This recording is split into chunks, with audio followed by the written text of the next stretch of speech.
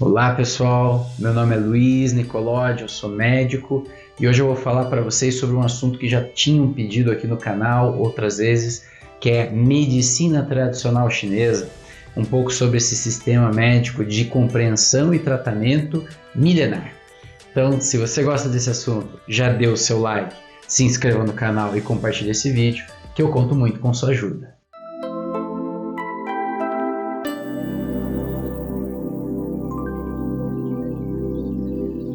Bom, pessoal, medicina tradicional chinesa é um assunto muito vasto, muito complexo, eu diria, muito contemplativo e não abarca só a medicina, né? Quando a gente fala assim do que sustenta a medicina tradicional chinesa, a gente vai lá para as filosofias antigas e também ainda presentes que embasaram ela.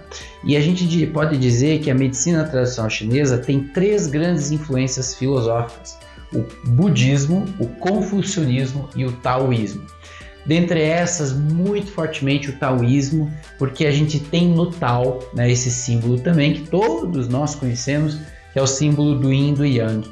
E toda a medicina tradicional chinesa pode se basear apenas nesse símbolo. Então, o bonito, né, de todos os conhecimentos assim orientais é que eles conseguem ser simbólicos, se compartimentar, um entrar no outro, e aí você vai tendo uma visão mais ampla do todo.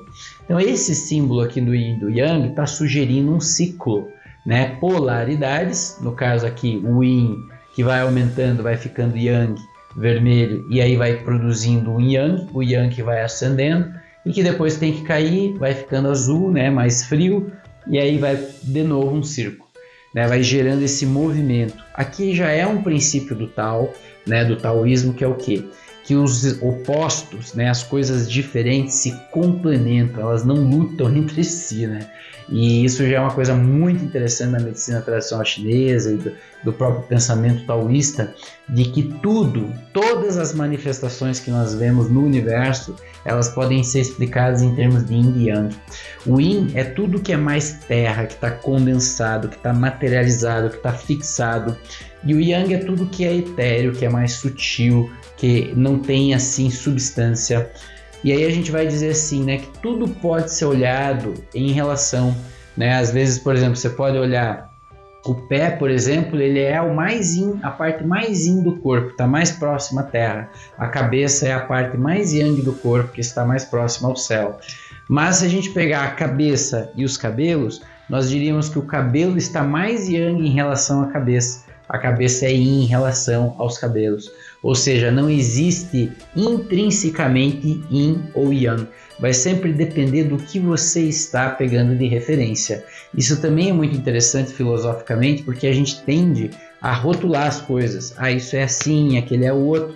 E no taoísmo, dentro do budismo, do confucionismo, peraí, depende. Vamos ver em relação ao que você está avaliando essa questão. Então, o Yin ele é mais o material, o Yang é o mais etéreo. E, claro, dentro da medicina, isso está relacionado ao nosso corpo.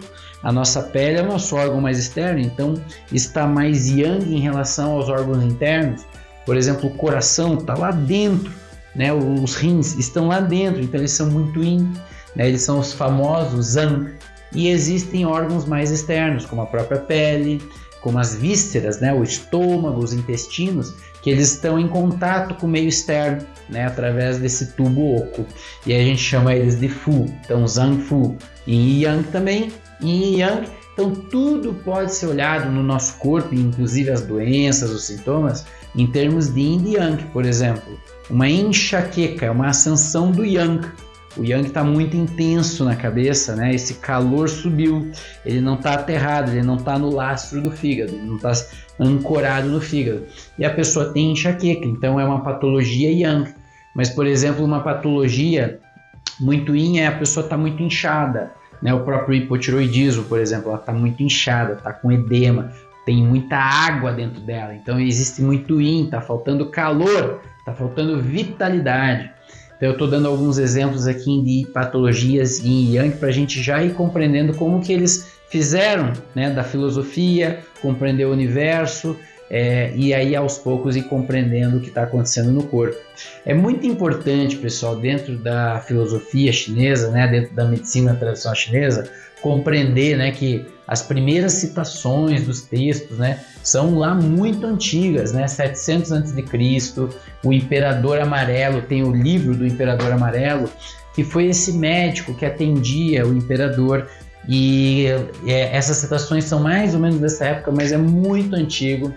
E tudo que está nesses livros, no Su Wen também, no Lin Shu, que são livros bem importantes, né, clássicos da medicina chinesa, eles estão em relação a esse diagnóstico Yin e Yang. Mas tem outras teorias que também embasam a medicina tradicional chinesa, que é a teoria dos 5 elementos, a teoria das substâncias vitais e assim por diante. Por exemplo, nos 5 elementos, nós vamos pegar todos esses fenômenos naturais, por exemplo, o Sol. Quando a gente está no meio-dia, está no Yang, está no máximo Yang do Sol.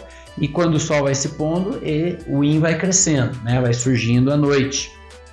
Da mesma forma, quando a noite está terminando, o Yang começa a subir, o Sol nasce.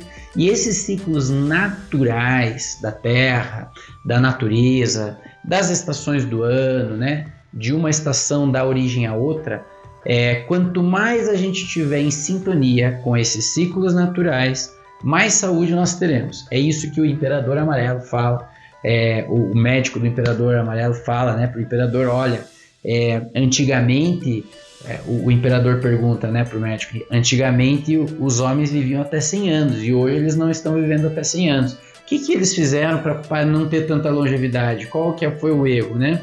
E aí o médico fala que é justamente que os homens de hoje eles não obedecem mais o Yin e o Yang, os ciclos naturais, né? E é curioso que isso está lá atrás, né? Vários séculos atrás, mas é super atual, né? Então hoje cada vez mais a gente não obedece os ciclos naturais e a gente muitas vezes deteriora a saúde, né? A gente vive muitos anos em torno de química, de remédio, de um monte de doença. Mas será que a gente tem qualidade de vida, realmente vitalidade? É um questionamento, né?